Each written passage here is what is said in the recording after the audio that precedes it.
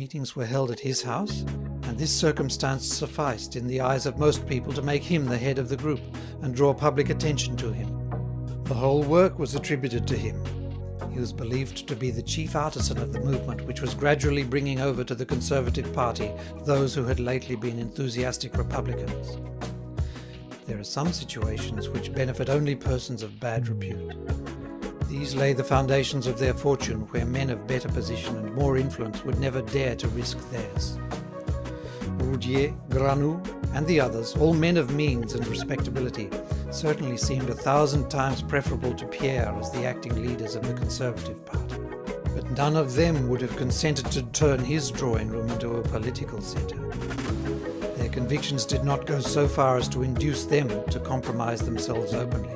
In fact, they were only so many provincial babblers who liked to inveigh against the Republic at a neighbour's house as long as the neighbour was willing to bear the responsibility of their chatter. The game was too risky.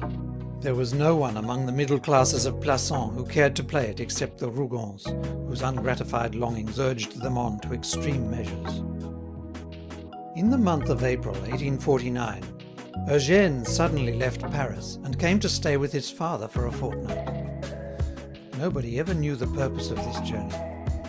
It is probable that Eugène wanted to sound his native town, to ascertain whether he might successfully stand as a candidate for the legislature which was about to replace the Constituent Assembly. He was too shrewd to risk a failure. No doubt public opinion appeared to him little in his favour, for he abstained from any attempt. It was not known at Plassans what had become of him in Paris, what he was doing there. On his return to his native place, folks found him less heavy and somnolent than formerly. They surrounded him and endeavoured to make him speak out concerning the political situation. But he feigned ignorance and compelled them to talk. A little perspicacity would have detected that beneath his apparent unconcern there was great anxiety with regard to the political opinions of the town. However, he seemed to be sounding the ground more on behalf of a party than on his own account. Although he had renounced all hope for himself, he remained at Plassans until the end of the month, assiduously attending the meetings in the yellow drawing room. As soon as the bell rang announcing the first visitor, he would take up his position in one of the window recesses as far as possible from the lamp. And he remained there the whole evening, resting his chin on the palm of his right hand and listening religiously. The greatest absurdities did not disturb his equanimity. He nodded approval even to the wild grunts of Granoux. When anyone asked him his own opinion, he politely repeated that of the majority. Nothing seemed to tire his patience, neither the hollow dreams of the Marquis, who spoke of the Bourbons as if 1815 were a recent date, nor the effusions of citizen Roudier, who grew quite pathetic when he recounted how many pairs of socks he had supplied to the citizen king Louis-Philippe. On the contrary, he seemed quite at his ease in this tower of Babel. Sometimes, when these grotesque personages were storming against the Republic, his eyes would smile while his lips retained their expression of gravity. His meditative manner of listening and his invariable complacency had earned him the sympathy of everyone. He was considered a nonentity, but a very decent fellow. Whenever an old oil or armoured dealer failed to get a hearing amidst the clamour for some plan by which he could save France if he were only a master, he took himself off to Eugène and shouted his marvellous suggestions in his ear. And Eugène gently nodded his head, as though delighted with the grand projects he was listening to. Vuillet alone regarded him with a suspicious eye. This bookseller, half sacristan and half journalist, spoke less than the others, but was more observant. He had noticed that Eugène occasionally conversed at times in a corner with Commander Sicardot. So he determined to watch them, but never succeeded in overhearing a word. Eugène silenced the commander by a wink whenever Vuillet approached them. From that time, Sicardot never spoke of the Napoleons without a mysterious smile. 2 days before his return to Paris, Eugène met his brother Aristide on the Cours Sauveur, and the latter accompanied him for a short distance with the importunity of a man in search of advice. As a matter of fact, Aristide was in great perplexity. Ever since the proclamation of the Republic, he had manifested the most lively enthusiasm for the new government. His intelligence, sharpened by 2 years' stay at Paris, enabled him to see farther than the thick heads of Plassans. He divined the powerlessness of the Legitimists and the Orleanists, without clearly distinguishing, however, what third thief would come and juggle the Republic away. At all hazard he had ranged himself on the side of the victors, and he had severed his connection with his father, whom he publicly denounced as an old fool, an old dolt whom the nobility had bamboozled. "Yet my mother is an intelligent woman," he would add. "I should never have thought her capable of inducing her husband to join a party whose hopes are simply chimerical. They are taking the right course to end their lives in poverty. But then women know nothing about politics." For his part, he wanted to sell himself as dearly as possible. His great anxiety as to the direction in which the wind was blowing, so that he might invariably range himself on the side of that party which, in the hour of triumph, would be able to reward him munificently. Unfortunately, he was groping in the dark. Shut up in his faraway province, without a guide, without any precise information, he felt quite lost. While waiting for events to trace out a sure and certain path, he preserved the enthusiastic republican attitude which he had assumed from the very first day. Thanks to his demeanour, he remained at the sub-prefecture, and his salary was even raised. Burning, however, with the desire to play a prominent part, he persuaded a bookseller, one of Vuillet's rivals, to establish a democratic journal, to which he became one of the most energetic contributors. Under his impulse, the Independent waged merciless warfare against the reactionaries. But the current gradually carried him further than he wished to go. He ended by writing inflammatory articles which made him shudder when he reperused them. It was remarked at Plassans that he directed a series of attacks against all whom his father was in the habit of receiving of an evening in his famous yellow drawing-room. The fact is that the wealth of Roudier and Granoux exasperated Aristide to such a degree as to make him forget all prudence. Urged on by his jealous, insatiate bitterness, he had already made the middle classes his irreconcilable enemy, when Eugène's arrival and demeanour at Plassans caused him great consternation. He confessed to himself that his brother was a skilful man. According to him, that big, drowsy fellow always slept with one eye open, like a cat lying in wait before a mouse hole. And now here was Eugène spending entire evenings in the yellow drawing-room, devoting himself to those same grotesque personages whom he, Aristide, had so mercilessly ridiculed. When he discovered from the gossip of the town that his brother shook hands with Granoux and the Marquis, he asked himself with considerable anxiety, what was the meaning of it? Could he himself have been deceived? Had the Legitimists or the Orleanists really any chance of success? The thought terrified him. He lost his equilibrium, and as frequently happens, he fell upon the Conservatives with increased rancour, as if to avenge his own blindness. On the evening prior to the day when he stopped Eugène on the Cours Sauveur, he had published, in the Independent, a terrible article on the intrigues of the clergy, in response to a short paragraph from Vuillet, who had accused the Republicans of desiring to demolish the churches. Vuillet was Aristide's bugbear. Never a week passed but these two journalists exchanged the greatest insults. In the provinces, where a periphrastic style is still cultivated, polemics are clothed in high-sounding phrases. Aristide called his adversary Brother Judas, slave of St. Anthony. Vuillet gallantly retorted by terming the Republican a monster glutted with blood, whose ignoble purveyor was the guillotine. In order to sound his brother, Aristide, who did not dare to appear openly uneasy, contented himself with asking, "Did you read my article yesterday? What do you think of it?" Eugène lightly shrugged his shoulders. "You're a simpleton, brother," was his sole reply. "Then you think Vuillet right?" cried the journalist, turning pale. "You believe in Vuillet's triumph?" "I? Vuillet?" He was certainly about to add, "Vuillet is as big a fool as you are," but observing his brother's distorted face anxiously extended towards him, he experienced sudden mistrust. "Vuillet has his good points," he calmly replied. On parting from his brother, Aristide felt more perplexed than before. Eugène must certainly have been making game of him, for Vuillet was really the most abominable person imaginable. However, he determined to be prudent and not tie himself down anymore, for he wished to have his hands free should he ever be called upon to help any party in strangling the Republic. Eugène, on the morning of his departure, an hour before getting into the diligence, took his father into the bedroom and had a long conversation with him. Félicité, who remained in the drawing room, vainly tried to catch what they were saying. They spoke in whispers, as if they feared lest a single word should be heard outside. When at last they quitted the bedroom, they seemed in high spirits. After kissing his father and mother, Eugène, who usually spoke in a drawling tone, exclaimed with vivacity, "You have understood me, father. There lies our fortune. We must work with all our energy in that direction. Trust in me." "I'll follow your instructions faithfully," Rougon replied. "Only don't forget what I asked you as the price of my cooperation. If we succeed, your demands shall be satisfied. I give you my word.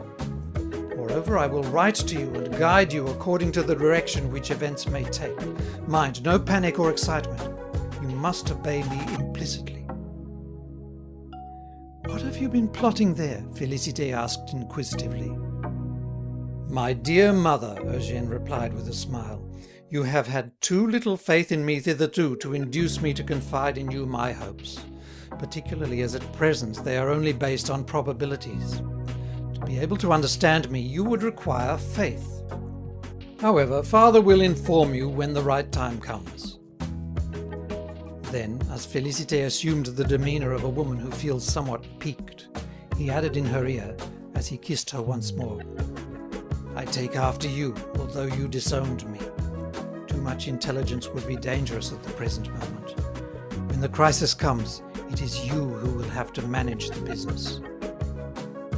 He then quitted the room, but suddenly reopening the door, exclaimed in an imperious tone, "Above all things, do not trust Aristide. He is a Marl who would spoil everything. I have studied him sufficiently to feel certain that he will always fall on his feet. Don't have any pity. If we make a fortune, he'll know well enough how to rob us of his share." When Eugène had gone, Félicité endeavoured to ferret out the secret that was being hidden from her. She knew her husband too well to interrogate him openly. He would have angrily replied that it was no business of hers. In spite, however, of the clever tactics she pursued, she learnt absolutely nothing. Eugène had chosen a good confidant for those troubled times, when the greatest discretion was necessary. Pierre, flattered by his son's confidence, exaggerated that passive ponderosity which made him so impenetrable. When Félicité saw she would not learn anything from him, she ceased to flutter round him. On one point only did she remain inquisitive, but in this respect her curiosity was intense. The two men had mentioned a price stipulated by Pierre himself. What could that price be?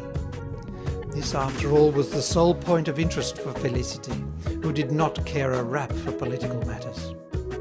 She knew that her husband must have sold himself dearly, but she was burning to know the nature of the bargain. One evening, when they had gone to bed, finding Pierre in a good humour, she brought the conversation round to the discomforts of their poverty. "It's quite time to put an end to this," she said. "We have been ruining ourselves in oil and fuel since those gentlemen have been coming here, and who will pay the reckoning? Nobody, perhaps." Her husband fell into the trap and smiled with complacent superiority. "Patience," said he, and with an air of shrewdness he looked into his wife's eyes and added, "Would you be glad to be the wife of a receiver of taxes?" Félicité's face flushed with a joyous glow. She sat up in bed and clapped her old withered little hands like a child. "Really?" she stammered. "At Plassans?" Pierre, without replying, gave a long affirmative nod. He enjoyed his consort's astonishment and emotion. "But," she at last resumed, half sitting, "you would have to deposit an enormous sum as security.